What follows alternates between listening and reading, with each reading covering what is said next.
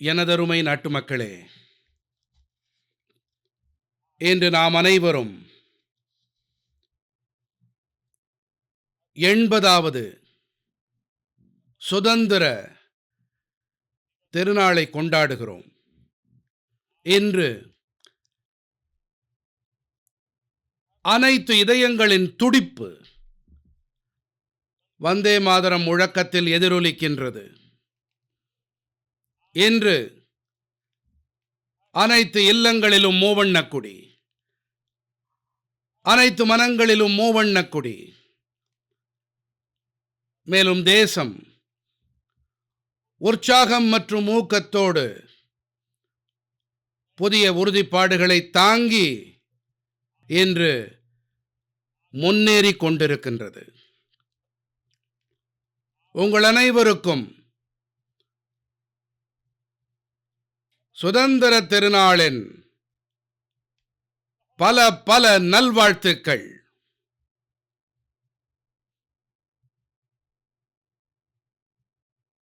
தேசம் என்று மகத்தான மைந்தர்களை நினைவில் கொள்கின்றது. அவர்கள்தாம் தேசத்தின் சுதந்திரத்திற்காக உயிர் தியாகம் புரிந்திருக்கின்றார்கள், தங்களை அர்ப்பணித்திருக்கின்றார்கள். தங்களுடைய தவம், தியாகம் மற்றும் உயிர் தியாகம் வாயிலாக சுதந்திரத்தின் ஒரே இலக்கை மனதிலே தாங்கி தங்களுடைய மொத்த வாழ்க்கையையும் அர்ப்பணித்திருக்கிறார்கள். வணக்கத்திற்குரிய அண்ணல் அவர்கள், அனைத்து சுதந்திர போராட்ட வீரர்கள், உயிர் தியாகத்தின் மகத்தான பாரம்பரியத்தை உயிர்த்தெழச் செய்யும் மகத்தான புரட்சியாளர்களுக்கு இன்று நான் சிரத்தையுடனான அஞ்சலியை செலுத்துகின்றேன்.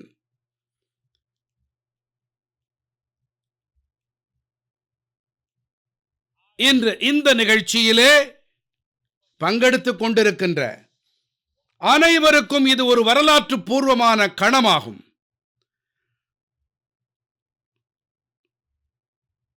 சுதந்திரத்திற்கு பிறகு ஆகஸ்ட் மாதம் 15ஆம் தேதியன்று செங்கோட்டையிலிருந்து முதன்முறையாக வந்தே மாதரம் எதிரொலிக்கின்றது.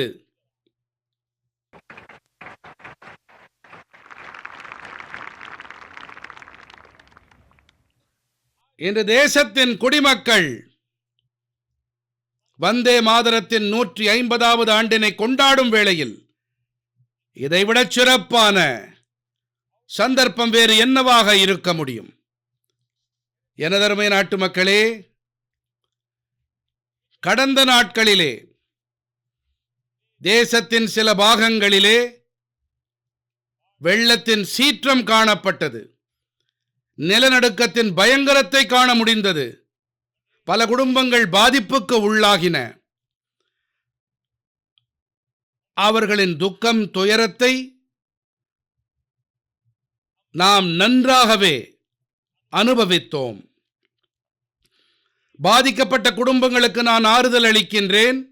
அதாவது நாங்கள் மற்றும் தேசம் முழுவதும் அவர்களுக்கு துணையாக நிற்கின்றது. எனதருமை நாட்டு மக்களே, எந்த ஒரு தேசமும் எப்போது மகோன்னதமாக ஆகிறது என்றால் தனது உறுதிப்பாடுகளை நிறைவேற்றும் போதுதான். அப்போது தனது கனவுகள், தனது உறுதிப்பாடுகள், மேலும் தனது வல்லமையின் துணையாலே முன்னேறுகின்றது. எனது நாட்டு மக்களே, நாம் சிறிய கனவுகளால் நிறைவடைய போகின்றவர்கள் அல்ல. நாம் பெரிய கனவுகள். ஏனென்றால் பெரிய கனவுகள் நமது எண்ணப்பாட்டையும் விரிவடையச் செய்கின்றது.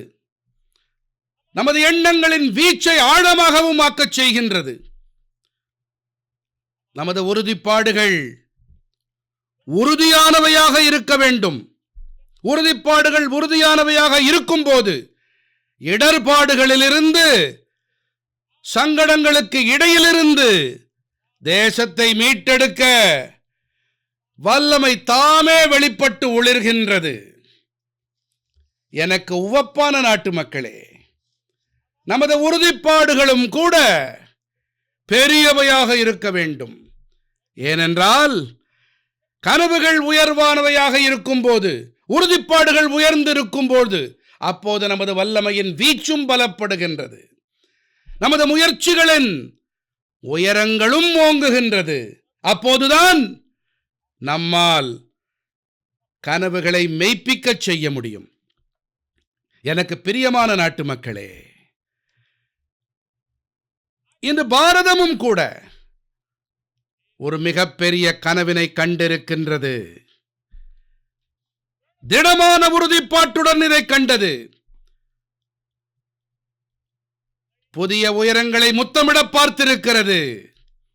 அந்த கனவு என்ன தெரியுமா? சுதந்திரத்தின் 100 ஆண்டுகளாகும் வேளையிலே 2047ஆம் ஆண்டினிலே நாம் வளர்ந்த பாரதம் படைத்தே தீருவோம். 140 கோடி நாட்டு மக்களின் வல்லமையின் துணையாலே இந்த லட்சியத்தை நாம் அடைந்தே ஆக வேண்டும். மேலும் உலகத்தின் மிகப்பெரிய மக்கட்தொகை கொண்ட தேசம் வளர்ந்த நாடாகும் உறுதிப்பாட்டை மேற்கொள்ளும் போது, அப்போது உலகின் பார்வையிலுமே கூட நமது சாகசத்தை அடையாளப்படுத்தி காட்டுகின்றது. உலகம் நம்மை காணும் கண்ணோட்டத்திலே மாறுதல் ஏற்படும் கட்டாயத்திற்கு தள்ளப்படுகிறது. எனதருமை நாட்டு மக்களே, இதை நான் ஒன்றும் சும்மா சொல்லவில்லை. கடந்த 12 ஆண்டுகளிலே தேசத்தின் கோடானு கோடி மக்கள், தலித்துகளோ, பாதிக்கப்பட்டவர்களோ, பிற்படுத்தப்பட்டவர்களோ, பழங்குடியினத்தவரோ, கிராமத்தில் வசிப்பவரோ, நகரில் வசிப்பவரோ, ஏழைகளோ, மத்திய தட்டவரோ, இளைஞரோ, முதியவரோ, பெண்களோ, ஆடவர்களோ, வடக்கோ, தெற்கோ, கிழக்கோ, மேற்கோ, எந்த திசையாக இருந்தாலும் அனைவரும் கடந்த 12 ஆண்டுகளிலே ஒரு உறுதிப்பாட்டுடனே, அர்ப்பணிப்பு உணர்வோடு தேசத்தை புதிய சிகரங்களுக்கு கொண்டு செல்வதிலே அனைத்து விதமான முயற்சிகளை மேற்கொண்டார்கள். அவர்களின் முயற்சிகளை மிகுந்த மரியாதையுடன் நான் ஏற்றுக்கொள்ளுகின்றேன். அதன் விளைவாகவே இத்தனை குறைவான நேரத்திலே 25 கோடி நாட்டு மக்கள் ஏழ்மையை தோற்கடித்து ஏழ்மையிலிருந்து வெளிவந்திருக்கிறார்கள்.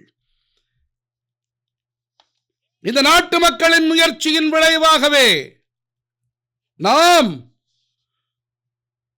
ஒரு காலத்தில் கடைநிலை 5 நாடுகளில் இருந்து மாறி 12 ஆண்டுகளுக்கு உள்ளாகவே நாம் ஒரு பெரிய பொருளாதார சக்தியாக, விரைவாக முன்னேறும் பொருளாதாரமாக ஆகியிருக்கிறோம். நண்பர்களே,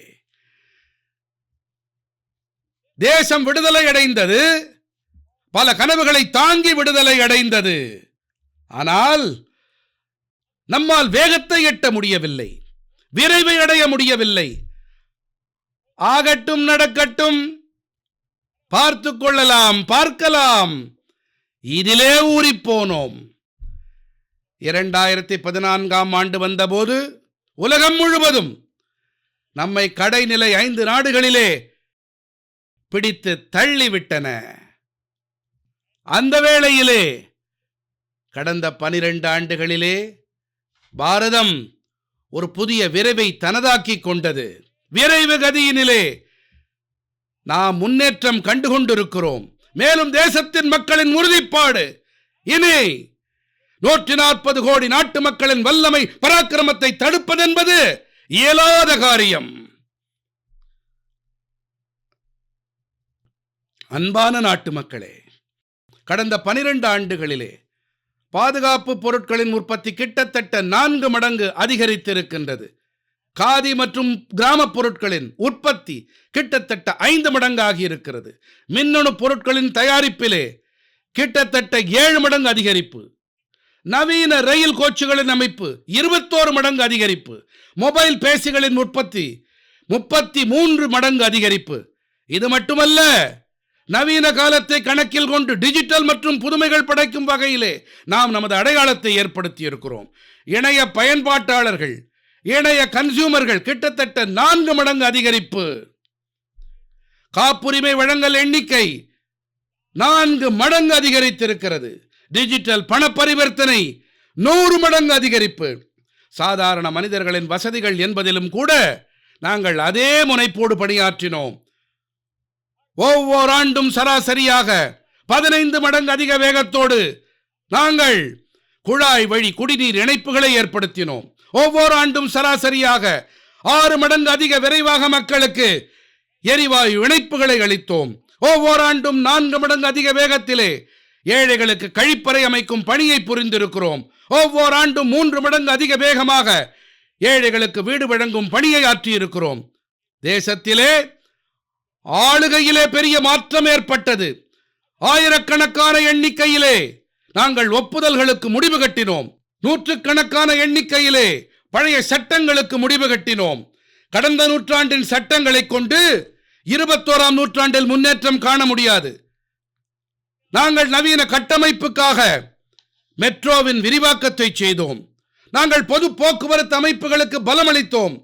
எந்த வேகத்திலே வேலை, எந்த அளவுக்கு வேலை என்றால் இவை அனைத்தும், இந்த வேகம், இந்த விரிவு, இந்த சாதனை சுதந்திரத்திற்கு பிறகு முதன்முறையாக கடந்த 10 ஆண்டுகளிலே காண முடிந்தது. மேலும் இத்தனை சாதனைகள் நம் முன் இருக்கையிலே, இத்தனை வேகத்தை காணுகையிலே நாட்டு மக்களின் வல்லமை ஒவ்வொரு கணமும் வெளிப்படுகின்றது. அந்த வகையிலே 2047ஆம் ஆண்டிலே வளர்ந்த நாடாக ஆகும் உறுதிப்பாடு நிறைவேறாமல் இருக்கவே முடியாது. இந்த புள்ளி விவரங்கள் அனைத்தும் என்ன சான்று பகர்கிறது என்றால், அதாவது நாம் முன்னேறி கொண்டிருக்கின்றோம் எனதருமை நாட்டு மக்களே. ஆனால் இதற்காக தன்னம்பிக்கை அவசியமாகிறது, சுய மரியாதை அவசியமாகிறது. இதோடு கூடவே கூட தற்சார்பு பாரதம் ஆவதும் அவசியமாகின்றது. அந்த வகையிலே கடந்த ஆண்டுகளிலே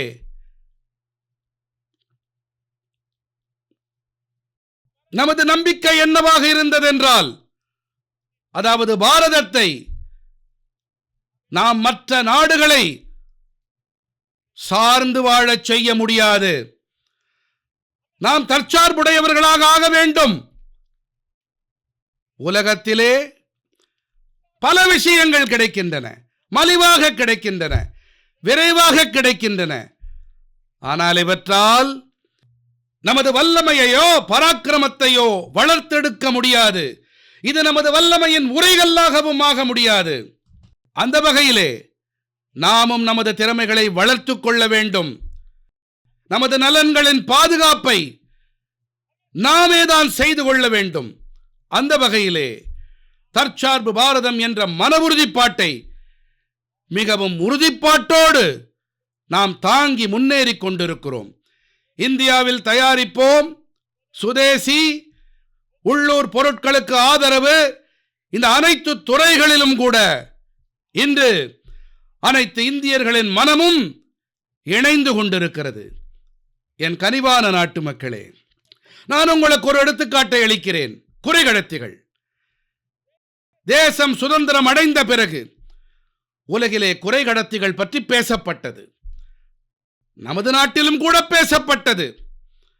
ஆனால் குறைகடத்திகள் விஷயத்தில் பெரிய திட்டம் முன்னெடுத்து செல்ல முடியவில்லை. மேலும் இன்று நிலைமை என்ன? இன்றைய டிஜிட்டல் உலகினிலே, இன்றைய தொழில்நுட்பத்தினிலே சிப்பின் மகத்துவத்தை நாம் அறிந்திருக்கின்றோம்.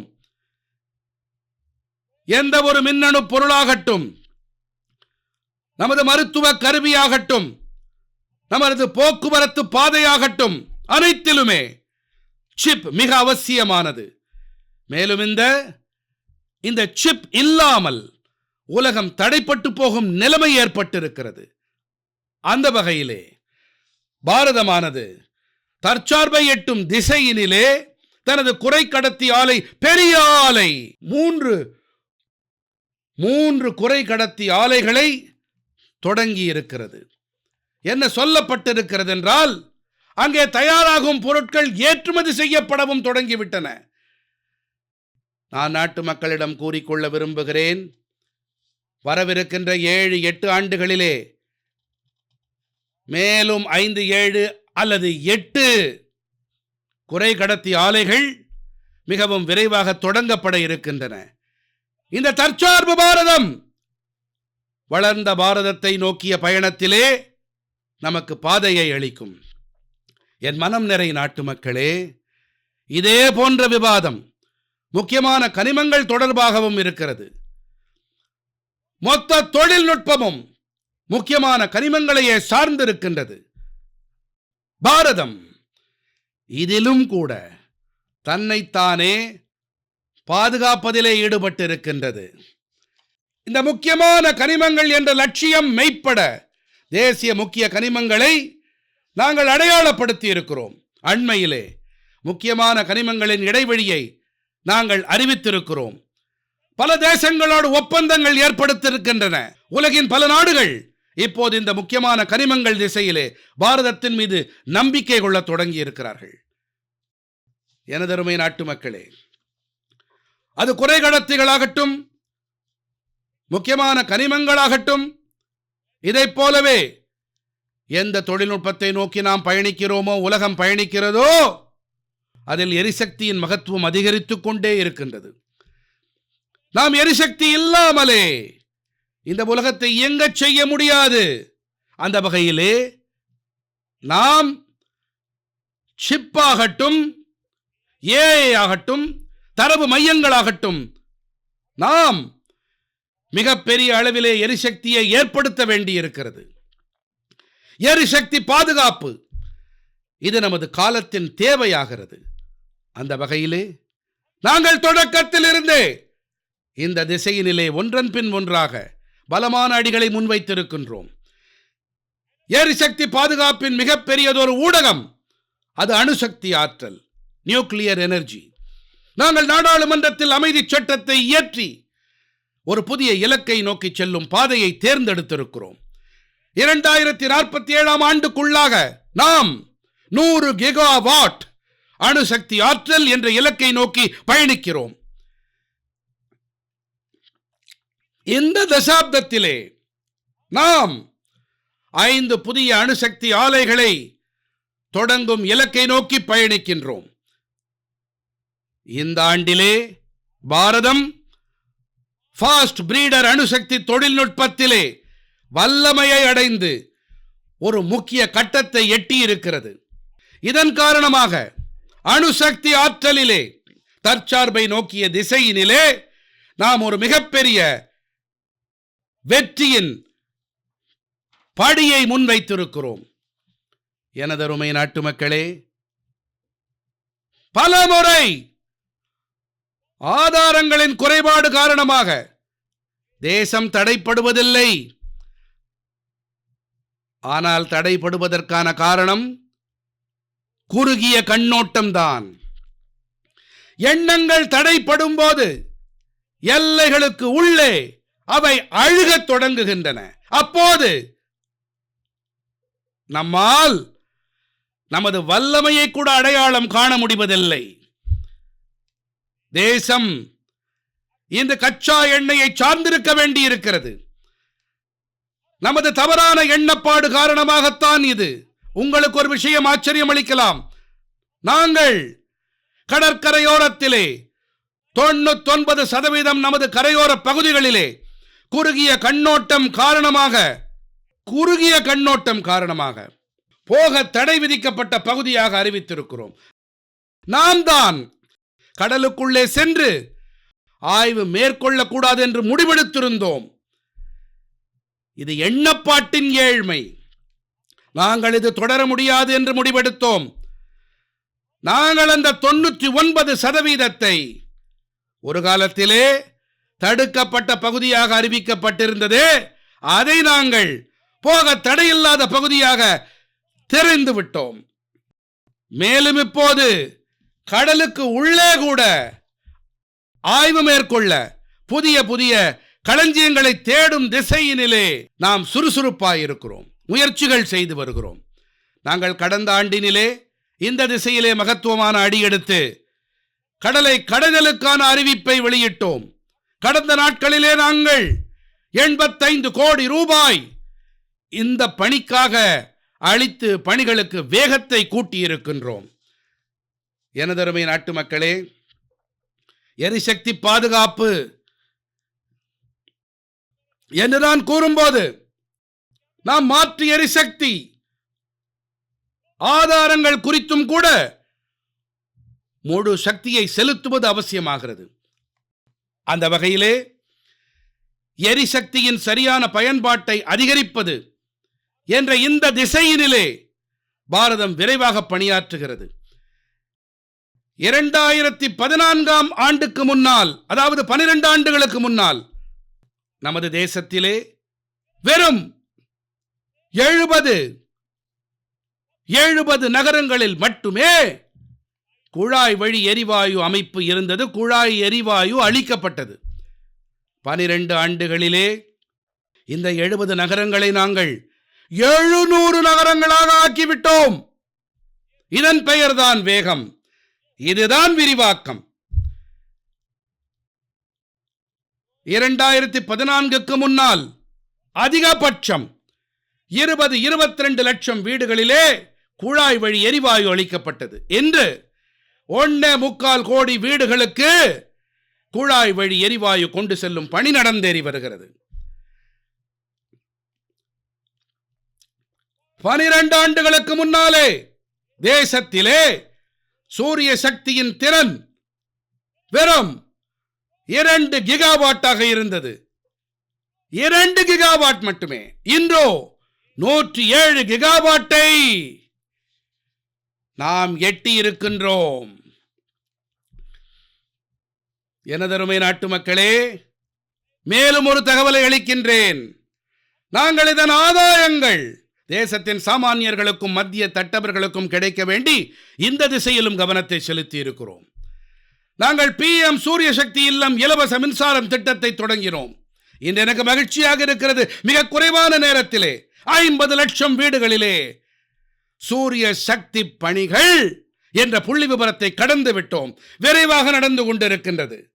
இதன் காரணமாக ஆயிரக்கணக்கான இல்லங்களின் மின் கட்டணம் பூஜ்யமாகிவிட்டது. ஆயிரக்கணக்கான இல்லங்கள் தங்களுடைய பயன்பாட்டுக்கு மிஞ்சிப்போன மின்சாரத்தை இன்று விற்பனை செய்து பணம் ஈட்டி வருகின்றார்கள். அனைத்து குடும்பங்களுக்கும் இந்த பணிக்காக 80,000 ரூபாய் ஒவ்வொரு குடும்பத்துக்கும் உதவியாக அளிக்கப்பட்டு வருகின்றது.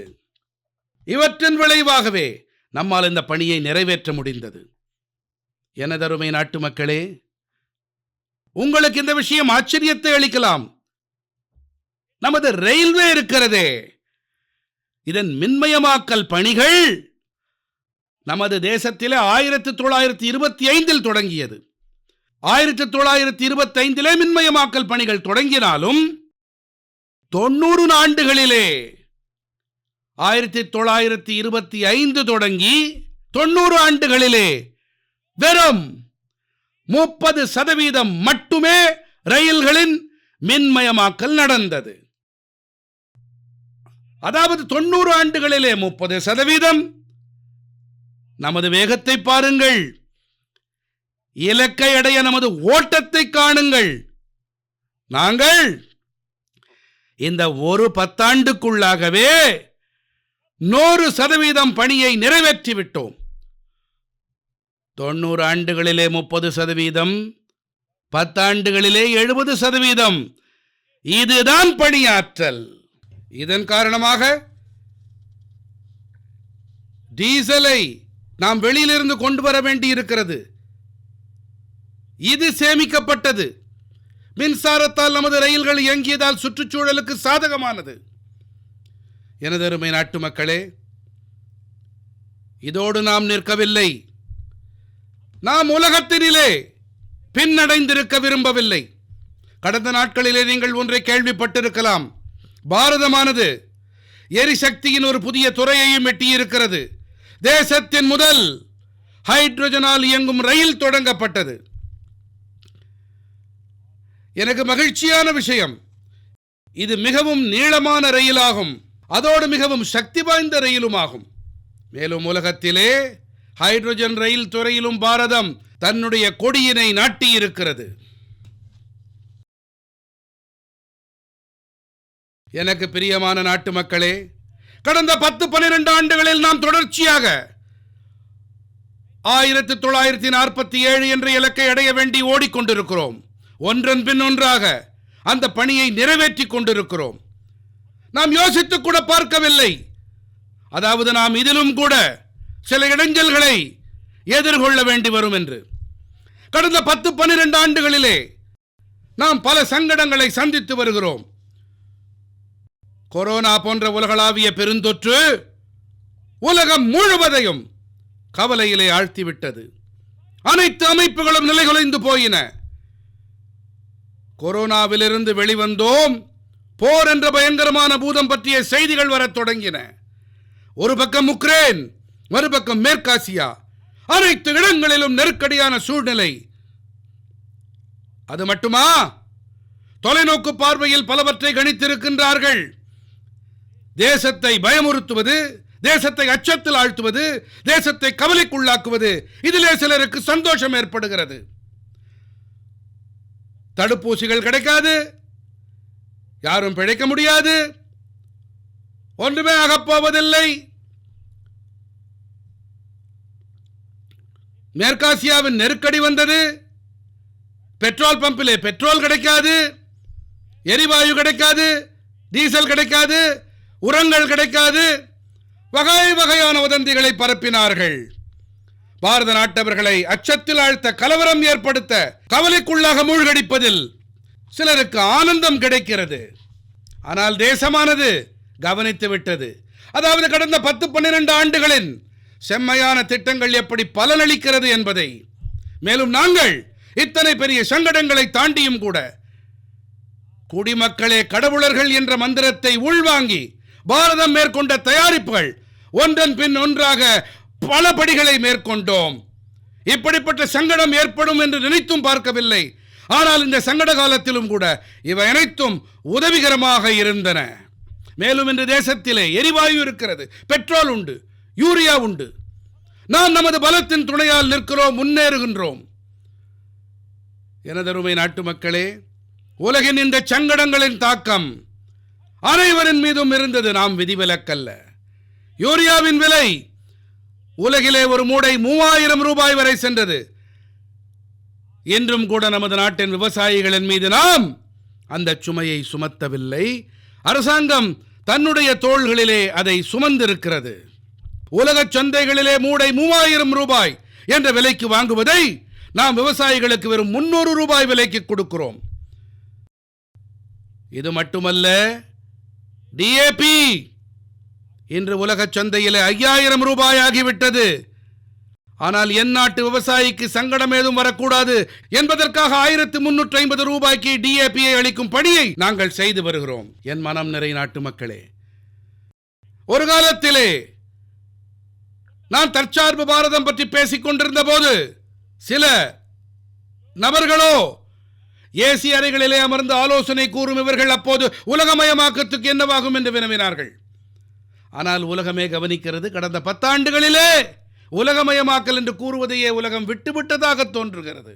எங்கிருந்த உலகமயமாக்கல் பற்றி பேசுவார்களோ அவர்களே அமைதியாக இருக்கின்றார்கள். உலகின் அனைத்து நாடுகளும் தங்கள் தங்கள் இயல்புக்கு ஏற்ற வகையிலே நடக்கிறார்கள். ஆனால் துரதிருஷ்டவசமாக இந்த சங்கடமான காலகட்டத்திலே சில நபர்களோ தங்களுடைய நிபுணத்துவத்தை வெளிப்படுத்தும் வகையிலே, ஆதாரங்களை ஆயுதங்களாக்கும் வகையிலே விளையாடி பார்க்கிறார்கள். உலகம் தன்னிடம் என்ன இருக்கிறதோ அதை ஆயுதமாக ஆக்க முனைந்திருக்கிறது. ஆதாரங்களின் ஆயுதமாக்கல், ஆயுதங்களாக பயன்படுத்தல், பெட்ரோல், டீசல், செயற்கை உரங்கள், மருந்துகள், தொழில்நுட்ப சிப்புகள், இது மட்டுமல்ல, நிலத்தை கூட ஆயுதமாக்குகின்றார்கள். இத்தகைய காலகட்டத்திலே நாம் தற்சார்பு என்ற மந்திரத்தை தாங்கி 10 ஆண்டுகள் சரியான திசையிலே செல்லாமல் இருந்திருந்தால் நம்மால் கற்பனை கூட செய்திருக்க முடியாது எப்படி இத்தகைய சங்கடங்களை எதிர்கொண்டிருப்போம் என்று. மேலும் நமது தயாரிப்புகள் தொடர்ந்து அதிகரித்து வந்திருக்கின்றது. என் உளம் நிறை நாட்டு மக்களே, இன்னொரு புறத்திலே இன்று பாரதத்தின் கருத்து முழுமையாக வளர்ந்து வருகின்றது. இன்று பாரதம் உலகின் பார்வையிலே ஒரு பலமான மற்றும் மதிப்புமிக்க தேசம் என்ற வகையிலே ஆகி வருகின்றது. பாரதத்திடம் திடமான அரசியல் ரீதியான அங்கீகாரம் இருக்கிறது, திடமான அரசாங்கம் இருக்கிறது. பாரதத்திடம் உயிர்ப்பான ஜனநாயகம் உள்ளது. பாரதத்திடம் பலமான நீதி அமைப்பு இருக்கிறது. மேலும் நம் அனைவருக்கும் திசை காட்டும் பாரதத்தின் அரசியல் சட்டம் இருக்கின்றது. மேலும் இப்போது உலகம் நமது இந்த வல்லமைகளை அடையாளம் கண்டு வருகிறது. அந்த வகையிலே 2014க்கு பிறகு உலகம் கிட்டத்தட்ட 40 நாடுகளுடன் நமது FTA ஒப்பந்தம் நடைபெற்று வருகின்றது. நீங்களே பாருங்கள், எத்தனை பெரிய சந்தர்ப்பம் வாய்த்திருக்கிறது. அண்மையில் நடந்த வர்த்தக ஒப்பந்தம் இருக்கிறது. இது மிகப்பெரிய வாய்ப்பு. ஆகையினாலே சிறப்பாக நான் MSME-க்களுக்கு தெரிவிக்க விரும்புகிறேன். அதாவது நாம் இந்த சந்தர்ப்பத்தை விட்டுவிடக்கூடாது. உலகத்தை நாம் சென்றடைய வேண்டும். பாரத உற்பத்தியின் அனைத்து பொருட்களும் உலக சந்தைகளில் சென்றடைய, மேலும் நமது ஜவுளித்துறையாகட்டும், நமது இயந்திரங்களாகட்டும், நமது மருந்துகளாகட்டும் இந்த வாய்ப்பை நழுவவிடக்கூடாது. ஆனால் உலகளாவிய அளவுகோல்கள், அவற்றை தாண்டி நாம் செயல்பட வேண்டும். உலகம் அளிப்பவற்றை விட சிறப்பான தரத்திலே நாம் அளிக்க வேண்டும். உலகம் அளிப்பதை காட்டிலும் விலை மலிவாக நாம் அளிக்க வேண்டும். பஞ்சாபின் லுதியானா தொடங்கி தமிழ்நாட்டின் திருப்பூர் வரை நமது ஜவுளித்துறை உலகை சென்றடைய முடியும். இது மட்டுமல்ல, கேரளம் தொடங்கி குஜராத் வரை, தமிழ்நாடு தொடங்கி வங்காளம், இந்த நமது கடற்கரை பகுதி, நமது மீனவ சகோதர சகோதரிகள் இன்று இந்த FTA காரணமாக நமது பிரான்கள், அதாவது இறால்கள், இதன் ஏற்றுமதிக்கான சாத்தியங்கள் அதிகரித்திருக்கின்றன. நமது கடல் உணவு வகைகள் உலக சந்தைகளில் பெருகும் சாத்தியங்கள் அதிகமாயிருக்கின்றன. மேலும் என்ன விரும்புகிறேன் என்றால், நாம் இந்த சூழலை சாதகமாக்கிக் கொண்டு நாம் முன்னேறும் வகையிலே இந்த பணிகளை ஆற்ற நாம் முயற்சிகளை மேற்கொள்வோம். என் மனம் நிறை நாட்டு மக்களே, நான் உங்கள் முன்னால் வைத்த பங்களிப்பை, இதன் பின்னணியிலே 2047 என்ற இலக்கின் பலமான அஸ்திவாரத்தின் மீது அமைந்திருக்கிறது. 2047 வளர்ந்த பாரதம் என்ற இலக்கு கடந்த 10-12 ஆண்டுகளிலே நாட்டு மக்கள் வெளிப்படுத்திய திறமை, அந்த திறமைகளின் ஒரு அங்கமாகும். அந்த வகையில் என்னுடைய சகோதர சகோதரிகளே, நூற்றாண்டின் 4 பங்கு கடந்து விட்டது.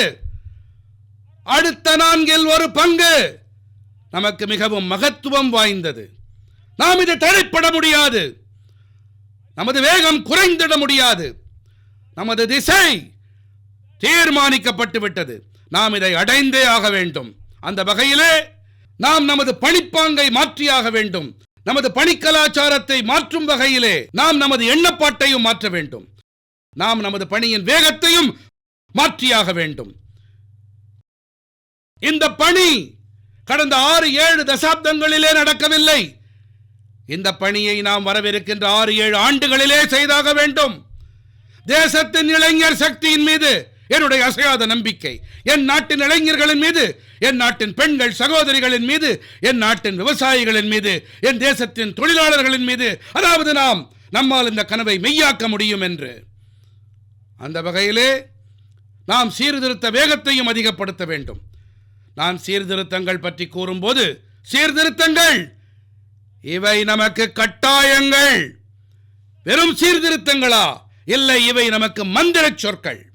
இந்த சீர்திருத்தங்கள் நமது நெஞ்சுறுதிகள். நாம் நெஞ்சுறுதியோடு நாம் சீர்திருத்த விரைவு வண்டியிலே பயணிக்கிறோம். வரவிருக்கின்ற நாட்களிலும் கூட அடுத்த கட்ட சீர்திருத்தங்களை நோக்கி முன்னேற இருக்கின்றோம். அந்த வகையிலே அரசாங்கம், சமூகம், தொழில்துறை, உற்பத்தியாளர்கள், விவசாயிகள் என அனைவருமே தங்களுடைய பாரம்பரிய வழிமுறைகளை சீர்திருத்த வேண்டும். எண்ணப்பாட்டிலே சீர்திருத்தம் வேண்டும். நமது இலக்குகளில் சீர்திருத்தம் வேண்டும். அந்த வகையிலே எனதருமை நாட்டு மக்களே, நாம் தீர்மானமான பாதையில் பயணித்தாக வேண்டும். நான் இன்று அந்த காலமும் நினைவுக்கு வருகிறது. அப்போது தேசம் பாரதத்தின் வல்லமையை சப்த சிந்து என்ற வகையிலே நாம் அறிந்தோம், தெரிந்தோம், புரிந்தோம்.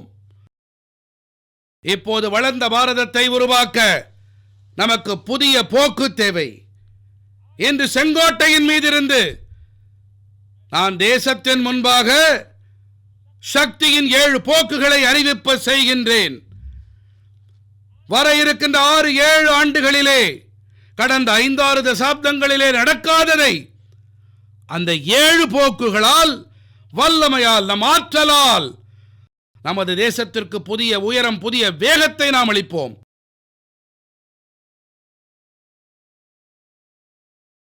இதோடு கூடவே தேசத்தின் இளைஞர் சக்தியின் ஆற்றலும் தேச நிர்மாணத்தில் முழுமையாக பயன்படுத்தப்படும். அவர்களின் சக்தி இணைக்கப்படும். வரவிருக்கின்ற நாட்களிலே நான் பேசுகின்ற 7 போக்குகள், இந்த 7 போக்குகளின் முதல் சக்தியானது தயாரிப்பு வல்லமை. எனதருமை நாட்டு மக்களே, நாம் தயாரிப்பு துறையை மிகவும் முன்னெடுத்து செல்ல வேண்டும். மேலும் உற்பத்தியை பெருக்குவதோடு கூடவே நாம் சின்ன சின்ன கருவிகளையும் தயாரிக்க வேண்டும். பெரிய பெரிய பொருட்களையும் தயாரிக்க வேண்டும். மொத்த மதிப்பு சங்கிலியும் நமதாக்க வேண்டும். இதை நாம் கை கொள்ள வேண்டும். நமக்கு உட்கூறுகளும் தேவை. மேலும் நமக்கு ஒட்டுமொத்த தயாரிப்பும் தேவை. பொருட்கள் மொத்தமாகவும் நமக்கு தேவை. வடிவமைப்பு தொடங்கி தயாரிப்பு வரை பாரதம் உலக விநியோக சங்கிலியின் நம்பகமான மையமாக வேண்டும். இதன் பொருட்டு நான் 3 விஷயங்களின் மீது சிறப்பு அழுத்தமளிக்க விரும்புகிறேன். தயாரிப்பு துறையிலே இருக்கும் நமது சகோதர சகோதரிகள், இது அவர்களுக்கு சந்தர்ப்பமாகும். இந்த சந்தர்ப்பத்தை இழந்து விடாதீர்கள். இதன் பொருட்டு நாம் விலை, தரம் மற்றும் அளவு இவற்றின் மீது உலகளாவிய அளவீடுகளுக்கு இணங்க செயல்பட வேண்டும். நமது தொழிற்சாலைகள் போட்டித்தன்மை உடையதாக ஆக வேண்டும். நமது பொருட்கள் பயனாளிகளுக்கு நேசமாக வேண்டும். நமது பேக்கேஜிங் உலகின் மக்களை ஈர்க்கும் வகையிலே இருக்க வேண்டும், கவரும் வகையிலே இருக்க வேண்டும். நமது பூஜ்யம் குறைபாடு உடைய தயாரிப்பானது இதுவே நமது அடையாளமாக ஆக வேண்டும். மேலும் நமது தயாரிப்பாளர்கள், தொழில் முனைவோர் மற்றும் எம்எஸ்சிக்கள், அதாவது எம்எஸ்எம்இக்களிடமும் நான் கூற விரும்புகிறேன், உலக சந்தைகளிலே நமது அடையாளம் நம்பகத்தன்மை மற்றும் தரத்தை சார்ந்தே இருக்க வேண்டும். தரம் விஷயத்திலே எந்த சமரசமும் இருத்தல் கூடாது. அந்த வகையிலே நமது மந்திரம் தரம் தரம் தரம் என்று மட்டுமே இருக்க வேண்டும். இதுவே நமது உலகளாவிய பிராண்ட் ஆகும். எனதருமை நாட்டு மக்களே, இந்த 7 போக்குகளின் 2வது சக்தி விவசாயம் மற்றும் உணவு உற்பத்தி. உணவு பதப்படுத்தல். நாம் இந்த திசையில் முன்னேற வேண்டும். நமது விவசாயிகளுக்கு உலகின் சந்தைகள் திறக்கப்பட்டு விட்டன. FTA காரணமாக மிகப்பெரிய சந்தை கிடைத்து வருகிறது. நாம் சற்றே சிந்திக்க வேண்டும். நாம் அந்த இடத்தை கைப்பற்ற வேண்டும். நாம் வயல்வெளி தொடங்கி ஏற்றுமதி சந்தை வரை பயணிக்க வேண்டும். நமது பாரம்பரிய உணவாகட்டும், சிறுதானியங்களாகட்டும், நமது மசாலாவாகட்டும், நமது பருப்புகளாகட்டும், என்னதான் நம்மிடத்திலே என்னதான் இல்லை கூறுங்கள், இவை உலகளாகிய பிராண்டுகளாக வேண்டும். நமது விவசாயிகள் வேதிப்பொருள் இல்லாத விவசாயத்திற்கு பலமளிப்போம். உலகிலே இதற்கான தேவை அதிகரிக்க இருக்கிறது. மேலும் உலக அளவீடுகளுக்கு உட்பட்டு அனைத்து வகையிலும் வெற்றியடையக்கூடிய நமது வேளாண் பொருட்கள் இருக்கும். இதை உலகிற்கு எளிதாக நம்மால் கொண்டு செல்ல முடியும். என்னுடைய 7 போக்குகளின் 3வது சக்தி என்னவென்றால் தொழில்நுட்பம் மற்றும் புதுமைகள் படைத்தல். எனதருமை நாட்டு மக்களே, இன்று உலகம் செயற்கை நுண்ணறிவுடையது, குவாண்டம் உடையது, விண்வெளியுடையது, ரோபோட்டிக்ஸ் உடையது, தரவு மையங்களுடையது. முழுமையான ஒரு துறை திறக்கப்பட்டு விட்டது. வளர்ந்து வரும் தொழில்நுட்பங்கள் இவையும் கூட கணந்தோறும் நமக்கு சவால்கள் விடுத்துக் கொண்டிருக்கின்றன. அந்த வகையிலே தேசத்தை உலகத்திற்கான சந்தையாக்கக்கூடாது. நாம் புதுமைகள் படைத்தலின் மையமாக வேண்டும். நாம் யூபிஐ மற்றும் டிஜிட்டல் பொது கட்டமைப்பிலே நம்மை நாம் நிரூபித்திருக்கிறோம். நம்முடைய சக்தியை அடையாளப்படுத்தி விட்டோம். இப்போது பாரதம் டிஜிட்டல் பொது தொழில்நுட்பங்களை உலகின் அனைத்து இடங்களுக்கும் கொண்டு சேர்க்க வேண்டும். பாரதத்தை அடுத்த தலைமுறை தகவல் பரிமாற்ற தொழில்நுட்பத்திற்கு தலைமை தாங்க செய்ய வேண்டும். இந்தியாவில் தயாரான 6G அனைத்து இடங்களையும் சென்றடைய செய்தல் இதுவே நமது இலக்காக வேண்டும். மேலும் இதிலே விரைவு கூட்டப்பட வேண்டும். இதன் பொருட்டு நமது முயற்சி குறைவு விடக்கூடாது. 7 போக்குகளின் 4வது சக்தி என்றால்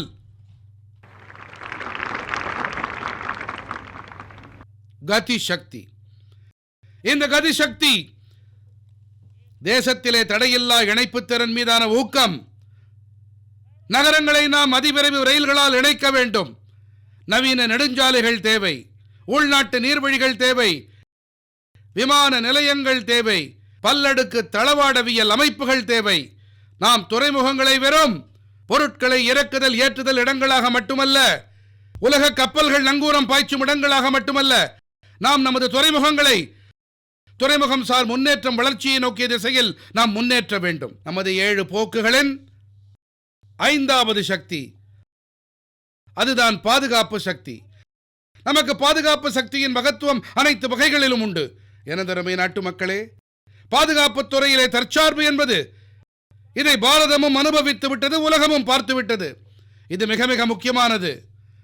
உலக நாடுகள் அவரவர் குறித்து சிந்திக்கும் போது அப்போது பாரதம் உலகத்தின் சந்தையாக தேங்கிவிட முடியாது. பாதுகாப்பு துறையிலே நாம் தற்சார்பு நிலையை அடைந்தே ஆக வேண்டும். அடுத்த தலைமுறை பாதுகாப்பு தொழில்நுட்பங்களை மேம்படுத்தி உலகத்துக்கே அளிக்கும் நாடாக ஆகும் திசையிலே நாம் தொடர்ந்து பயணிக்க வேண்டும். நாம் ட்ரோனை எதிர்கொள்ளும் முறைகளையும் மேம்படுத்த வேண்டும். மேலும் ஹைப்பர்சானிக் பாதுகாப்பு தொழில்நுட்பங்கள் இவை மீதும் நாம் தலைமை ஏற்க வேண்டும். நண்பர்களே, சைபர் பாதுகாப்பும் கூட அனைத்து இல்லங்களுக்கும் இன்று பிரச்சனையாகி வருகிறது. இதுவும் கூட ஒரு பாதுகாப்பு துறைதான். இதிலே நமது இளைஞர்களின் வல்லமை, இந்த வல்லமையின் பயன்பாட்டை நாம் தேசத்திற்கும் உலகிற்கும் உதவும் வகையிலே செய்ய முடியும். நமது 7 போக்குகளின் 6வது சக்தி பசுமை பொருளாதாரம், நீல பொருளாதாரம். இவையே பசுமை வேலை வாய்ப்பையும் ஏற்படுத்துகிறது. நாம் பசுமை ஹைட்ரஜன், புதுப்பிக்கவல்ல எரிசக்தி சேமிப்பு, பசுமை பெயர்ச்சி, பசுமை தயாரிப்பு பிரம்மாண்ட அளவுகளிலே நாம் கையகப்படுத்த வேண்டும். நாம் உலகினிலே புவி வெப்பமயமாதல் பற்றிய விவாதங்கள் நடக்கும் வேளையிலே நாம் பாதைகளை தேடிக் கொண்டிருக்கிறோம். நாம் பிரச்சனைகளுக்கு தீர்வுகளை அளித்து வருகிறோம். மேலும் பாரதம் இந்த பசுமை இயக்கத்தை பெரும் வலுவோடு முன்னெடுத்துச் செல்லுகிறது. பாரதத்திடம் நீல பொருளாதாரத்திற்கும் கூட மிகப்பெரிய சந்தர்ப்பம் இருக்கிறது. நம்மிடம் மிகப்பெரிய நீண்ட கரைப்பகுதி இருக்கிறது. நீல பொருளாதாரத்திலே மிகப்பெரிய சந்தர்ப்பம் வாய்த்திருக்கிறது. மீன்வளத்துறை உண்டு, கரைப்பகுதி சுற்றுலாத்துறை, கடல் தொழில்நுட்பம் உண்டு. இப்படி எத்தனையோ துறைகள் இருக்கின்றன. இவற்றிலே நாம் முன்னேற முடியும். என் கனிவான நாட்டு மக்களே, பாரதம் 7 போக்குகள் குறித்து முன்னேறும் வேளையிலே நமது 7வது போக்கென்றால் இது உலகினுக்கு ஒரு விசேஷமான மகத்துவம் உண்டு. அது என்னவென்றால் பாரதத்தின் மென் சக்தி. பாரதத்தின் மென் சக்திக்கு ஒரு பலம் உண்டு. இன்று யோகக்கலையானது மொத்த உலகையுமே பாரதத்தோடு இணைத்து வைத்திருக்கிறது. யோகக்கலை உலகிற்கு சக்தியாக ஆகி வருகிறது. பாரதத்திற்கு நம்பிக்கையான காரணமாக ஆகி வருகிறது. எந்த பாரதத்திடம் வழிபாட்டு மையங்கள் உள்ளதோ, எந்த பாரதத்திடம் ஆயுர்வேதம் உள்ளதோ, எந்த வகையிலே பாரதத்திடம் முழுமையான உடல்நல அமைப்பு முறை உள்ளதோ, இந்தியாவில் குணப்படுத்தல் இயக்கம் இருக்கிறதோ, நாம் உலகத்தினிலே நமது திறமைகளை முன்னெடுத்து செல்ல முடியும். கைவினை பொருளாகட்டும், கலாச்சாரமாகட்டும், திரைப்படங்களாகட்டும், நமது படைப்பாற்றல் உலகாகட்டும், VFX ஆகட்டும், நமது அனிமேஷனோ கேமிங்கோ ஆகட்டும், டிஜிட்டல் உள்ளடக்கமாகட்டும், படைப்புத்திறன் உலகினிலே பாரதம் தனது திறமையை வெளிப்படுத்த முடியும். நாம் இவற்றை உலக அளவிலான திறமை என்ற வகையிலே மேம்படுத்த வேண்டும். இன்று பாரதமானது வேவ்ஸ் மாநாட்டுக்கு மிகப்பெரிய சக்தி அளித்திருக்கிறது. உலகம் மெல்ல மெல்ல பாரதத்தின் இந்த world audio visual and entertainment summit இருக்கிறதே, இதற்காக காத்து கொண்டிருக்கிறது. இதுவும் கூட பாரதத்தின் மென் சக்தியை, பாரதத்தின் படைப்புத் திறனை உலகிற்கு வெளிச்சம் போட்டு காட்டும். என்னுள்ளறைந்த நாட்டு மக்களே, பாரதத்திலும் ஏராளமான வனவளங்கள் இருக்கின்றன. நம்மிடத்திலே 100க்கும் மேற்பட்ட தேசிய பூங்காக்கள் இருக்கின்றன. சாத்தியங்கள் அதிகம் இருக்கின்றன. ஆனால் அயல் நாட்டு சுற்றுலா பயணிகளை ஈர்ப்பதிலே நாம் பின்தங்கி இருக்கிறோம். நமது மென்சக்தி வாயிலாக நமக்கு ஒரு சந்தர்ப்பம், உலகின் சுற்றுலா பயணிகளை இந்தியாவை நோக்கி ஈர்ப்பதற்கு. நமது வல்லமையால் உலகை நாம் வெல்ல வேண்டும். நாம் இதை செய்தே ஆக வேண்டும், விரைவாக செய்ய வேண்டும். இது மட்டுமல்ல, உலகிலே விளையாட்டுகள் மீதான ஆர்வம் இது மிகப்பெரிய ஈர்ப்பாக வேண்டும். உலகின் மிகப்பெரிய விளையாட்டு நிகழ்ச்சி இங்கே நடக்க வேண்டும். கச்சேரி பொருளாதாரம் வளர்ந்து வருகிறது. இளைஞர்களை இது ஈர்க்கின்றது. உலகின் அனைத்து கலைஞர்களும் விரும்புகிறார்கள் பாரதத்தில் ஒரு முறையாவது கச்சேரி செய்ய வேண்டும் என்று. இது மிகப்பெரிய சந்தர்ப்பமாகும். நாம் இதை ஒருங்கிணைக்க அமைப்புகளை உருவாக்க வேண்டும். நண்பர்களே, 7 போக்குகளின் இந்த 7 சக்திகள் இவை வெறும் ஒரு துறையில் முன்னேற்றத்தை அடைவதற்கல்ல, முழுமையான ஒரு வழிமுறையோடு கூட நாம் தேசத்தை நாம் தாங்கி இருக்கும் இலக்கை நோக்கி, லட்சியத்தை நோக்கி அதை சென்றடைவதில் முனைப்போடு பணியாற்ற வேண்டும். எனதருமை நாட்டு மக்களே, நான் சில விஷயங்களை கூறினேன். ஆனால் நான் இதை தாண்டியும் சிந்திக்கின்றேன். நான் தேசத்தில் ஒரு விழிப்பினை ஏற்படுத்த விரும்புகிறேன். நான் தேசத்தின் சக்தியை எழுப்பிவிட விரும்புகிறேன். தேசம் என்றால் அது அரசாங்கம் மட்டுமே அல்ல. தேசம் என்றால் அனைத்து குடிமக்களின் இணைவு. ஃபார்ச்சூன் 500 பற்றி நாம் இது குறித்து நிறைய கேள்விப்பட்டு வந்திருக்கிறோம். வரவிருக்கின்ற 10 ஆண்டுகளிலே இந்த ஃபார்ச்சூன் 500 50 பாரத கம்பெனிகள் இந்தியாவுடையதாக ஏன் இருக்கக்கூடாது? இதுவே நமது இலக்காக வேண்டும். இன்று வங்கித்துறை மலர்ந்து வளமாக இருக்கின்றது. உலகின் தலை சிறந்த வங்கிகளிலே பாரதத்தின் வங்கிகள் ஏன் கோலோச்ச முடியாது? பாரதத்தின் வங்கிகளும் கூட உலகின் தலை சிறந்த 5 வங்கிகளிலே ஒன்றாக இருக்க வேண்டும். பாரதத்தின் மருந்தியல் துறை, பார்மா, இந்த திசையிலே நாம் நிறைய பணியாற்றி இருக்கிறோம். ஆனால் காலத்தின் தேவை. உலகின் 5 தலை சிறந்த பார்மா கம்பெனிகளிலே பாரதத்தின் 1-2 கம்பெனிகளின் பெயரும் ஒலிக்க வேண்டும். பாரதம் இதிலே தன்னிடத்தை அமைத்துக் கொள்ள வேண்டும். சட்ட கம்பெனிகள், தரச்சான்று கம்பெனிகள் காலத்தின் தேவை இல்லையா? இவற்றின் உலகளாவிய தலைமை நம்மிடம் இருக்க வேண்டும் இல்லையா? திறமை உண்டு, திறன்கள் உண்டு, நமக்கென நீண்ட வரலாறு உண்டு, மொழிகளின் மீது புலமை உண்டு. நாம் உலக அரங்கிலே மிளிர வேண்டும். நமக்கென ஒரு ஆலோசனை நிறுவனம், கணக்கியல் நிறுவனம் உலகின் தலை சிறந்தவற்றில் ஏன் ஒன்றாக இருக்கக்கூடாது? பாரதத்தின் தொழில்நுட்ப நிறுவனங்கள் உலகிலே தலை சிறந்து விளங்க வேண்டும். இதுவே நமது லட்சியமாக வேண்டும். நமக்கே உரித்தான பிராண்ட் இருக்க வேண்டும். இதனிடம் உலகம் ஈர்க்கப்பட வேண்டும். நமது பிராண்ட் நமது தேசத்தின் அடையாளமாக வேண்டும். இது உலகினுக்கு நிறைவான இடமாக வேண்டும். இந்த திசையிலே நாம் பணியாற்ற வேண்டும். இதன் பொருட்டு நான் மாநில அரசுகளிடம் வேண்டிக் கொள்ளுகிறேன். நான் உள்ளாட்சி அலகுகளிடம் கேட்டுக்கொள்ளுகிறேன். பாரத அரசின் பொறுப்பும் கூட இது. நாம் நமது சீர்திருத்த வேகத்தை கூட்ட வேண்டும். நாம் 2047 இலக்கிற்கு ஏற்ப நமது அமைப்புகளை மேம்படுத்த வேண்டும். நாம் கடந்த கால விதிமுறைகளுக்கு ஏற்ப பயணிக்க முடியாது. நாம் வரவிருக்கின்ற காலத்தின் கனவுகளுக்கு ஏற்ப விதிகளை மாற்றியமைக்க வேண்டும். இதை நாம் செய்தோம் என்றால் எனக்கு முழு நம்பிக்கை இருக்கிறது. நான் நாட்டு மக்களுக்கு நம்பிக்கை அளிக்கிறேன். இதே பாதையில் எந்த சுணக்கமும் காட்டாமல் நாம் வளர்ச்சியடைந்த பாரதம் இலக்கை எட்டியே தீருவோம். நாம் அனைவரும் இணைந்து இதை மேற்கொள்ள வேண்டும். மத்திய அரசாகட்டும், மாநில அரசுகளாகட்டும், தொழில்துறையாகட்டும், நாம் அனைவருமாக இணைந்து முன்னேறியாக வேண்டும். நாம் தொடர்ந்து சீர்திருத்த வேண்டும். சீர்திருத்தங்களை மேலும் முன்னெடுக்க வேண்டும். நான் முன்னமேயே கூறியிருந்தேன், நாம் சீர்திருத்தங்களை கட்டாயத்தினால் அல்ல, கடப்பாடுடன் செய்கிறோம். இலக்கை எட்ட இதை நாம் செய்கிறோம். எனதருமை நாட்டு மக்களே, நான் வளர்ச்சி அடைந்த பாரதம் பற்றி பேசுகையிலே, தேசத்தை விரைவு கதியில் முன்னேற்றுவதை பற்றி பேசுகையிலே, இதன் மிகப்பெரிய பயனாளிகள் யார்? இந்த முயற்சிகளை மிகப்பெரிய அளவில் சாதிப்பவர் யார்? சாதிப்பவர்கள் என்றால் என் தேசத்தின் இளைஞர்கள் தாம். அவர்கள் தேசத்தின் இளைஞர் சக்தி தாம். வளர்ச்சியடைந்த பாரதம் பயணத்திலே இளைஞர்களின் பங்களிப்பு பெரியது. இது மட்டுமல்ல, வளர்ந்த பாரதத்தின் மிகப்பெரிய பயனாளிகளும் கூட என் தேசத்தின் இளைஞர்கள்தாம். அந்த வகையிலே நாம் வளர்ந்த பாரதம் இலக்கினை இளைஞர்களோடு இணைந்து முன்னெடுக்க வேண்டும். இளைஞர்களே, நமது முதன்மையோடு நீங்கள் கைகோர்த்து பயணிக்க வேண்டும். நண்பர்களே, கடந்த 10-12 ஆண்டுகளிலே இந்த திசையிலே நிறைய நடந்திருக்கிறது. ஸ்டார்ட் அப் இந்தியா இயக்கப்படி இந்த தேசமெங்கிலும் 2.5 லட்சத்திற்கும் அதிகமான ஸ்டார்ட் அப்புகள் பதிவாகி இருக்கின்றன. தேசத்தின் இளைஞர்கள் தாங்கள் வேலை செய்வதோடு பலருக்கு வேலை வாய்ப்புகளை அளிக்கின்றார்கள். 1 லட்சம் கோடி ரூபாய் நூதனங்கள் படைக்க பாரத அரசு அறிவித்திருக்கிறது. நாட்டின் இளைஞர்களிடம் கூறிக்கொள்ள விரும்புகிறேன், நீங்கள் உங்கள் கனவுகளை கொண்டு வாருங்கள். ஆதாரங்களுக்கு குறைவில்லாமல் நாங்கள் பார்த்துக் கொள்ளுகிறோம். 1 லட்சம் கோடி ரூபாய் உங்கள் மனதிற்கும் சிந்தைக்கும் சிறகுகளை அளிக்கும் பணியை நாங்கள் செய்திருக்கின்றோம். ஆய்வுகளுக்கு புதிய வாய்ப்புகள் கிடைக்கும். டிஜிட்டல் இந்தியாவின் புதிய மலிவான தரவுகள் இளைஞர்களுக்கு சக்தி அளித்தது. உலகிலே விலை மலிவான தரவு என்றால் அது இந்தியாவிலேதான். தேசத்தின் இளைஞர்கள் அவர்களுக்கு புதிய பலத்தை அளித்திருக்கிறது. திறன்மிகு இந்தியா தேசிய திட்டத்தை ஏற்படுத்தி இருக்கிறோம். விண்வெளித்துறையை நாங்கள் திறந்து விட்டோம். தேசிய ட்ரோன் கொள்கையை உருவாக்கினோம். கேலோ இந்தியா கொள்கையை உருவாக்கினோம். 35 ஆண்டுகளாக இல்லாதிருந்த புதிய கல்வி திட்டத்தை நாங்கள் முன்னெடுத்து வந்திருக்கிறோம். இதனால் ஆதாயம் நடுத்தட்டு மக்களுக்கு ஏற்பட்டிருக்கிறது.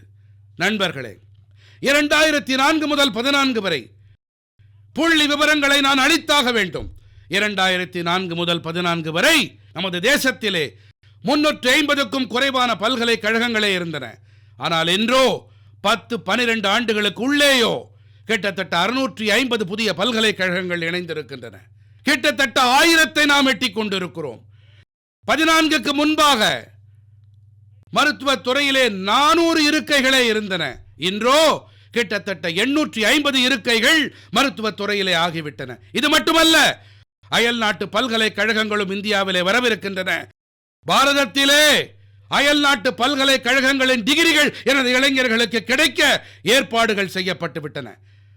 நமது தேசத்தின் இளைய மனங்கள் சிறுவயது தொடங்கி தொழில்நுட்பத்தின் பால் கவரப்பட இதை நோக்கி பணியாற்றுகிறோம். இந்த வகையிலே நாங்கள் கிட்டத்தட்ட 10,000த்திற்கும் மேற்பட்ட அடல் டிங்கரிங் லேபுகளை சின்ன சின்ன குழந்தைகளுக்கு அளித்திருக்கிறோம். இதனால் அவர்களுக்கு புதுமைகள் படைத்தல் மீது ஆர்வம் ஏற்பட வேண்டும். 12 வயது சிறுவர்களுக்கென நாங்கள் பல கதவுகளை திறந்திருக்கிறோம். ஸ்டார்ட் அப் விஷயத்தை நீங்களே கூட கவனித்திருக்கலாம். பாரதத்தின் தனியார் ஸ்டார்ட் அப் 28 வயது சராசரி கொண்ட இளைஞர்கள், ஆர்வலர்கள் உலகின் முதல் முயற்சியாக சுயமாக செயற்கைக்கோள்கள் ராக்கெட்டுகளை ஏவினார்கள். மேலும் ராக்கெட்டை ஏவினார்கள். மிகப்பெரிய பணியாற்றி இருக்கிறார்கள். இன்று சுமார் 2.5 லட்சத்திற்கும் மேற்பட்ட ஸ்டார்ட் அப்புகள் பதிவாகி இருக்கின்றன. நாங்கள் கடந்த நாட்களிலே AI இம்பாக்ட் மாநாட்டை நடத்தினோம். செயற்கை நுண்ணறிவின் விரிவாக்கம் வேகமாக வளர்ந்து வருகிறது. செங்கோட்டையிலிருந்து நான் நாட்டின் இளைஞர்களிடம் அறிவிக்க விரும்புகிறேன், நாங்கள் தீர்மானித்திருக்கிறோம், வரவிருக்கின்ற ஓராண்டிலே 1 கோடி இளைஞர்களுக்கு AI திறன் மேம்படுத்த பயிற்சி அளிப்பதில் ஈடுபட இருக்கின்றோம். இதனால் நமது தேசத்தின் இளைஞர்கள் AI உலகிலும் கூட தலைமை ஏற்கும் வல்லமையை பெறுவார்கள். நண்பர்களே, உயிரி பொருளாதாரம் பெரியதொரு துறை. ஒரு காலத்தில் 2014க்கு முன்பாக வெறும் 60,000 கோடி ரூபாய் பெருமானம் உள்ளதாக இருந்தது. ஆனால் நாட்டின் இளைஞர்கள் என்ன அற்புதத்தை அரங்கேற்றி இருக்கிறார்கள் பாருங்கள். கொள்கைகள் நேரியதாக இருந்தால், இலக்கு தெளிவாக இருந்தால், தேசத்தின் இளைஞர்கள் சாதனைகளை கண்டிப்பாக படைப்பார்கள். தேசத்தின் இளைய சக்தி தனது வல்லமையை காட்டியது. 14க்கு முன்பாக இருந்த 60,000 கோடி ரூபாய் இன்று இந்த உயிரி பொருளாதாரமானது, இந்த பொருளாதாரம் 20 லட்சம் கோடி ரூபாய் ஆகிவிட்டது. நண்பர்களே,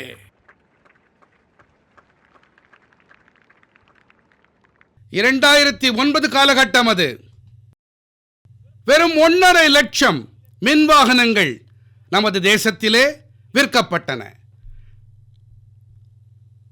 1.5 லட்சம், வெறும் 1.5 லட்சம் மின் வாகனங்களே விற்கப்பட்டன. 2009-10 1.5 லட்சம் மின் வாகனங்கள். இந்த 25, 26 25 லட்சம் மின் வாகனங்கள். எனதருமை நாட்டு மக்களே, விமானத்துறை கூட எனது இளைஞர்களுக்காக விரைவாக முன்னேறி வருகிறது. புதிய விமான நிலையங்கள், புதிய பாதைகள், புதிய வேலை வாய்ப்புகளை உருவாக்கி வருகிறது. பராமரிப்பு, பழுதுபார்த்தல், இதன் காரணமாகவும் கூட தேசத்திலே பெரிய அளவிலே திறன் உள்ளவர்களுக்கு வேலை கிடைக்கின்றது. இந்தியாவிலே தயாரிக்கப்பட்ட விமானங்களை உருவாக்கும் திசையிலே வெற்றி கிடைத்திருக்கிறது. இந்தியாவில் தயாரான பாதுகாப்பு போக்குவரத்து விமானம் C-295 தனது வான் பயணத்தை தொடங்கிவிட்டது. வெற்றிகரமான பயணம் இது நாட்டின் இளைஞர்களுக்கு பெரிய சாதனை. நண்பர்களே, ட்ரோன்களும் கூட பெரிய பணியாற்றி இருக்கின்றன. சுவாமித்வ திட்டம் கிராமங்களிலே ட்ரோன்களால் இந்த திட்டம் வெற்றி பெற்று வருகின்றது. சுமார் 3.25 கோடி குடும்பங்களுக்கு சுவாமித்வ திட்டத்தால் ஆதாயங்கள் கிடைத்திருக்கின்றன. இதன் காரணமாக 140 லட்சம் கோடி அளவு சொத்துக்கள் விடுவிக்கப்பட்டிருக்கின்றன. இதன் காரணமாக வங்கிகளிடமிருந்து கடன் பெற முடிகிறது. மக்கள் தங்கள் வியாபாரத்தை செய்ய முடிகிறது. எனதருமை நண்பர்களே, நம்முடைய மத்திய தட்டு மக்கள் முன்பாக ஒரு மிகப்பெரிய சுமை என்றால் பயிற்சி வகுப்புகள் என்ற சவால். பயிற்சி வகுப்புகளுக்கு பிள்ளைகளை அனுப்பவில்லை என்றால் பெற்றோர்களுக்கு அது ஒரு கௌரவ பிரச்சனையாகிறது. இந்த ஏழை மற்றும் நடுத்தட்டு மக்களின் மீது கரிசனம் கொள்ளும் வகையிலே அவர்களின் ஆயிரக்கணக்கான கோடி ரூபாய் செலவை தடுக்க, பிள்ளைகளும் அருகே இருந்து பெற்றோர் அவர்களை கவனித்துக் கொள்ளும் வகையிலே குடும்பங்களுக்கு நிதிச்சுமை ஏற்படாமல் இருக்க, இதன் பொருட்டு நாங்கள் இளைஞர்களுக்காக பல்வேறு தேர்வுகளுக்கான இலவச இணைய வழி பயிற்சிக்கு டிஜிட்டல் பொது கட்டமைப்பு இருக்கிறது. நம்மிடம் சிறப்பான திறமைகள் உண்டு, ஆசிரியர்கள் உண்டு. இந்த ஆதாரங்களை இணைத்து நாங்கள் தேசத்தின் இளைஞர்களுக்கு இலவச பயிற்சி அளிக்க முழுமையானதொரு வலைப்பின்னலை ஏற்படுத்த இருக்கின்றோம். எனதருமை நாட்டு மக்களே, நான் எப்போதும் கூறி வந்திருக்கிறேன், விளையாட்டே வளர்ச்சி தரும் என்று. நான் விளையாட்டு வளர்ச்சி பற்றி பேசும்போது, எனதருமை நாட்டு மக்களே, இன்று பாரதம் விளையாட்டு உலகிலே தனது இடத்தை ஏற்படுத்தி வருகிறது. இப்போது வெற்றி மேடையிலே பாரதத்தின் தேசிய கீதம் ஒலிக்கின்றது, பாரதத்தின் ஜனகணமன ஒலிக்கிறது, பாரதத்தின் மூவண்ணக்குடி பறப்பதை காண முடிகிறது. டாப்ஸ் திட்டமானது பெரிய வெற்றியை அடைந்திருக்கிறது. கேலோ இந்தியா விளையாட்டுக்கள், பல்கலைக்கழக விளையாட்டுக்கள், பனிக்கால விளையாட்டுக்கள், கடற்கரை விளையாட்டுக்கள், விளையாட்டு கட்டமைப்பு, விளையாட்டு பயிற்சி, விளையாட்டு மருத்துவம், விளையாட்டுக்கான ஊட்டச்சத்து, இந்த அனைத்து விஷயங்களிலும் பாரதம் இப்போது நிபுணத்துவத்தை நோக்கி முன்னேறி கொண்டிருக்கிறது. இளைஞர்களுக்கான புதியதோர் துறை, விளையாட்டு வீரராகவில்லை என்றாலும் ஆதரவு அமைப்பு என்ற மிகப்பெரிய துறை திறக்கப்பட்டிருக்கிறது. விளையாட்டு உலகிலே பாரதத்தின் வெளிப்பாடு சிறப்பாக ஆகி வருகிறது. மேலும் நாம் 2036 ஆண்டிலே ஒலிம்பிக்ஸுக்கான புரவலராக ஆக இருக்கிறோம். 2030 ஆண்டிலே காமன்வெல்த் விளையாட்டுக்களை பாரதம் நடத்த இருக்கிறது. மேலும் எனது நண்பர்களே, உலகிலே எப்போது ஒலிம்பிக்ஸ் போட்டிகள் நடக்கின்றனவோ வெறும் 40 வகையான விளையாட்டுகள் மட்டுமே இருக்கும். மேலும் சுமார் 325-350 போட்டிகள் மட்டுமே இருக்கும்.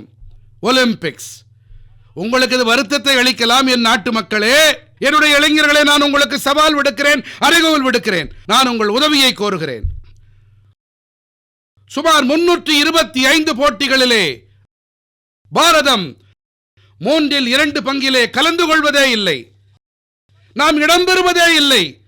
நாம் தகுதி பெறுவதே இல்லை. நாங்கள் தீர்மானித்திருக்கிறோம், 2036 நடக்கும் ஒலிம்பிக்ஸிலே, அது பாரதத்திலே நடக்க விரும்புகிறோம். ஆனால் 2036 எந்த விளையாட்டுகளில் பாரதம் விளையாடுவதில்லையோ, எதிலே பாரதம் தகுதி பெறுவதில்லையோ, எந்த போட்டிகளை பாரதம் பங்கு பெறுவதில்லையோ, அந்த 4/3 பங்கு நமக்காக காத்திருக்கிறது. பாரதம் இவற்றின் மீது பலமளிக்கும். இதன் பொருட்டு நாங்கள் திறன் தேடலுக்கான இயக்கம் ஒன்றை நடத்த விரும்புகிறோம். நமக்கு 2036க்கான வீரர்கள் தேவை. 5, 10, 15 வயதுடைய இளைய நண்பர்கள் அவர்களின் பால் கவனத்தை, பெண்களின் பால் கவனத்தை செலுத்த வேண்டும்.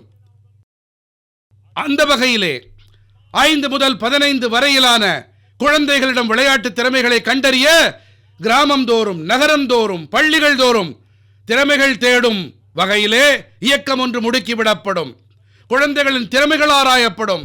அதன் பிறகு அவர்களுக்கு சிறப்பான பயிற்சிகள் அளிக்கப்பட்டு தேசத்திற்காக விளையாடும் நல்ல வீரர்களாக ஆக்கப்படுவார்கள். எனதருமை இளைஞர்களே, தேசத்தின் முன்பாக, தேசத்தின் இளைஞர்களின் முன்பாக போதைப் பொருள் மிகப்பெரிய சவாலாக உருவெடுத்திருக்கிறது. போதைப் பொருள் இல்லா பாரதம், இது நம் அனைவரின் சமூக பொறுப்பாக வேண்டும். நமது பிரகாசமான எதிர்காலத்திற்காக நமது இளைய சமூகம் பலமாக வேண்டும். நமது இளைஞர்களின் வல்லமை நமது தேசத்திற்கு உதவ வேண்டும். ஆகையால் போதையில்லா பாரதம் கடந்த நாட்களிலே மை பாரத் தன்னார்வலர்கள், நாட்டின் NGOக்கள், தேசத்தின் சமூக கலாச்சார அமைப்புகள், தேசத்தின் ஆன்மீக பெரியோர் இணைந்து போதையில்லா பாரதத்துக்கான 100 வார கால நிகழ்ச்சி ஒன்றுக்கு ஏற்பாடு செய்திருக்கின்றார்கள். 100 வாரங்களுக்கு இந்த இயக்கம் நடைபெறும். நான் ஒவ்வொரு குடும்பத்துக்கும் கூறிக்கொள்ள விரும்புகிறேன், நீங்களும் கூட இந்த இயக்கத்தில் பங்கு பெறுங்கள். நீங்கள் இதோடு இணையுங்கள். மேலும் தேசத்தின் போதையில்லா பாரதம் என்ற கனவை நிறைவேற்ற நீங்களும் முன்னே வாருங்கள். எனதருமை நாட்டு மக்களே, 21ஆம் நூற்றாண்டிலே பல பத்தாண்டுகள் பழமையான சவால்கள், இவற்றுக்கு முடிவு கட்டுவது முக்கியமானது. நக்சல்வாதம், மாவோவாதம் லட்சக்கணக்கான இளைஞர்களின் வாழ்க்கையை அழித்துவிட்டது. பல தாய்மார்களுடைய பிரகாசமான இளைஞர்களை குலைத்து போட்டுவிட்டது, நாசமாக்கிவிட்டது. தாய் தந்தையரின் கனவுகளை பொடி பொடியாக்கிவிட்டது. இந்த நக்சல் பயங்கரவாதம் 40 ஆண்டுகளாக இந்தியாவின் கணிசமான பகுதியிலே கணிசமான மக்களை மிதித்து வந்தது. துப்பாக்கி முனையில் அமுக்கி வைத்திருந்தது. அரசியல் சட்டத்தை கேலி பொருளாக்கி இருந்தது. மேலும் நாட்டின் சாமானியர்களின் பாதுகாப்பிலே 3500க்கும் மேற்பட்ட நமது காவல்துறையினர், பாதுகாப்பு படைகளின் வீரர்கள் உயிர் தியாகம் செய்ய நேர்ந்தது. போரிலே இறக்கும் வீரர்களை விட அதிகமாகவே நமது காவல்துறை வீரர்கள் உயிரை பணயம் வைக்க நேர்ந்தது. அப்போதுதான் நாட்டின் சாமானியர்கள் நிம்மதியாக இருக்க முடிந்தது. இந்த நக்சல் பயங்கரவாதம் பூமியிலே இரத்த வெள்ளத்தை பாய்ச்சியது. 2014 நீங்கள் எங்களுக்கு வாய்ப்பளித்த போது அன்றே நாங்கள் உறுதி பூண்டோம், நாங்கள் தேசத்தை நக்சல் பயங்கரவாதத்திலிருந்து விடுதலை அளிப்போம் என்று. இன்று எனக்கு சந்தோஷமாக இருக்கிறது. அதாவது இந்த நக்சலி மாவோவாத வன்முறை இறுதி மூச்சை விடக்கூட அதனிடத்திலே சக்தி இல்லை. முழுமையாக அதற்கு முடிவு கட்ட இருக்கிறோம். எங்கே ஒரு காலத்திலே நக்சல்வாதிகளின் தோட்டாக்கள் பறந்தனவோ, எங்கே ஒரு காலத்திலே நிலம் சிவப்பாக இருந்ததோ, இன்று அதே நக்சல் பகுதியிலே, அதே பகுதிகளிலே நக்சல்வாதிகள் இல்லாத காரணத்தாலே வளர்ச்சி, நம்பிக்கை மற்றும் முயற்சியின் மூவண்ணம் பட்டொளி வீசி பறக்கின்றது. எனதருமை நாட்டு மக்களே, ஆனால் இந்த சவாலை நாம் குறைவாக மதிப்பிட்டு விடக்கூடாது. இந்த சவாலிடம் நாம் மேலும் எச்சரிக்கையாக இருக்க வேண்டும். பல ஆண்டுகளாக தேசத்தின் அதிகாரத்திலே மாவோவாதி சிந்தனையாளர்கள் அமர்ந்து அட்டகாசம் செய்து கொண்டிருந்தார்கள். அரசு குழுக்களில் ஆலோசகர்களாகவும் கூட இந்த மாவோவாதி சிந்தனையாளர்கள் கொள்கைகளை பாதித்தார்கள். எனதருமை நாட்டு மக்களே, காடுகளிலே, வனங்களிலே நாம் ஆயுதமேந்திய நக்சலைட்டுகளை ஒழித்து கட்டுவதிலே, அந்த சங்கடத்திலிருந்து தேசத்தை விடுவிப்பதில் வெற்றி கிடைத்தது. ஆனால் ஆயுதமேந்திய நக்சல்கள் என்னவோ சென்றாலும் நக்சல் சிந்தனையாளர்கள், இந்த நக்சல் சிந்தனையாளர்கள் வாய்ப்புக்காக காத்திருக்கின்றார்கள். வன்முறை, அராஜகம் என்ற பாதையை தேடிக் கொண்டிருக்கின்றார்கள். சமுதாயத்தை தவறான பாதையிலே பிடித்து தள்ள வகை வகையான சூழ்ச்சிகளை புனைகின்றார்கள். இந்த நக்சல் சிந்தனையாளர்களை அடையாளம் காண வேண்டும். இந்த நக்சல் சிந்தனையாளர்களை தனிமைப்படுத்த வேண்டும். மேலும் தேசத்தை வளர்ந்த பாரதமாக ஆக்கும் திசையினிலே நாட்டின் இளைஞர்களை ஒருங்கிணைக்க வேண்டும். என் கனிவு நிறை நாட்டு மக்களே, பாதுகாப்பான பாரதத்தை ஏற்படுத்துவது நம் அனைவரின் பொறுப்பாகும். சவால் எல்லைக்கு உள்ளே இருந்தாலும் அல்லது எல்லைக்கு அப்பாலே பாரதம் அனைத்து சூழ்நிலைகளுக்கும் தயாராக இருக்கின்றது. இன்று போரின் போக்கே மாறிவிட்டது. போர் எல்லை பகுதியில் நடக்கும் என்பதற்கு உத்தரவாதம் இல்லை. இன்று போர் நாட்டுக்கு உள்ளே எண்ணெய் சுத்திகரிப்பு இலக்காக இருக்கலாம், வங்கித்துறை இலக்காகலாம், தரவு மையங்கள் இலக்காகலாம். ஒரு வகையிலே புதுவகையான போர். இதில் கட்டமைப்பு தகர்க்கப்படும், ஆலைகள் தகர்க்கப்படும். நாங்கள் மிஷன் சுதர்ஷன் சக்கரம் குறித்து கடந்த ஆண்டு அறிவித்தோம். விரைவு கதியில் இது தொடர்பாக பணிகள் நடக்கின்றன. இன்று பாதுகாப்புத் துறையில் ஏற்றுமதி 50% அதிகரித்திருக்கிறது. சுமார் 100 நாடுகளில் நமது ஆயுதங்கள் சென்றடைகின்றன. உலகரங்கிலே பாரதத்தின் புகழ் மெல்ல மெல்ல அதிகரித்து வருகிறது. மாறிவரும் காலத்திலே நாம் ஆயுதங்கள் மீதும் செயலாற்ற வேண்டும். பாதுகாப்பு படைகளின் வல்லமையை அதிகரிக்க வேண்டும். ஆனால் இதோடு கூடவே குடிமக்களையும் தயார்படுத்த வேண்டும். கடந்த நூற்றாண்டின் போர்களை ஒட்டி சிவில் பாதுகாப்பு முறைகள் பலப்படுத்தப்பட்டிருந்தன. அவை காலாவதியாகிவிட்டன. ஆகையால் இன்று செங்கோட்டையிலிருந்து அறிவிக்கின்றேன், அதாவது நாங்கள் வரவிருக்கின்ற நாட்களிலே சிவில் பாதுகாப்பு தொடர்பான உயிர்ப்புடைய வலைப்பின்னலை அமைப்போம். நவீனமான அமைப்புகளை அவர்களுக்கு அறிமுகம் செய்வோம். நவீன சங்கடங்கள் தொடர்பாக மக்களை பாதுகாக்கும் வழிமுறைகள் தொடர்பான மிகப்பெரிய தன்னார்வலர் படை சிவில் பாதுகாப்பிற்கு நவீனமான சவால்களை எதிர்கொள்ளும் வகையிலே படைக்க இருக்கிறோம். எனதருமை நாட்டு மக்களே, தேச நிர்மாணத்திலே இன்று நமது சகோதரிகள் பெண்களுடைய பங்கு நம் அனைவருக்கும் மிகப்பெரிய கருத்தூக்கமாக அமைந்திருக்கிறது. போர் விமானமாகட்டும், பயணிகள் விமானமாகட்டும், நமது பெண்கள் முன்னணி வகிக்கிறார்கள். விளையாட்டு மைதானமாகட்டும், நமது பெண்கள் முன்னணியில் மின்னுகிறார்கள். செம் கல்வியிலே இடம்பெறும் செயல்முறையாகட்டும், அதிக அளவில் நமது பெண்கள் இடம் பிடிக்கிறார்கள். இன்று படையிலும் கூட என்டிஏவில் இருந்து வெளிப்படும் பெண்கள் மிகுந்த பெருமிதத்தோடு நாட்டின் படைக்கு தலைமையேற்கும் வல்லமையை வெளிப்படுத்துகின்றார்கள். பெண்களின் வல்லமை என்ன தெரியுமா? கடந்த நாட்களில் சாணத்திலே ஒரு குறைகடத்தி ஆலைக்கு சென்றேன். அங்கே நாட்டின் பல்வேறு இடங்களில் இருந்து வந்த பழங்குடி பெண்கள் வேலை பார்த்து வந்தார்கள். பாஸ்போர்ட் என்றால் என்ன என்று கூட தெரியாத இடங்களில் இருந்து வந்திருந்தார்கள். அந்த பெண்கள் அயல் நாடுகளுக்கு சென்று பயின்று வந்தார்கள். இன்றோ சிப் உருவாக்கும் பணியில் ஈடுபட்டிருக்கிறார்கள். நான் அவர்களுடைய தன்னம்பிக்கையை பார்த்தேன். உண்மையிலேயே நான் கவரப்பட்டேன். இன்று 3 கோடி பெண்களுக்கு லட்சாதிபதி தீதியாகும் இலக்கை நிர்ணயித்தோம். அதை கடந்து விட்டார்கள். இப்போது நாம் 6 கோடி லட்சாதிபதி தீதி என்ற இலக்கை நோக்கி முன்னேறி வருகின்றோம்.